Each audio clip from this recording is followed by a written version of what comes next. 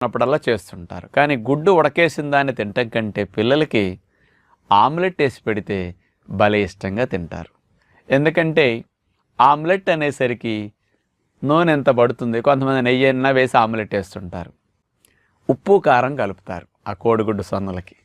చూడండి, ఉప్పు కారం నూనె కలిసేసరికి రుచి వస్తుంది కదా. ఇంకేమీ కలపరు, సింపుల్గా ఆ గుడ్డట కొట్టడం, ఒక కప్పులు వేయటం, ఇంత ఉప్పు కారం వేయటం.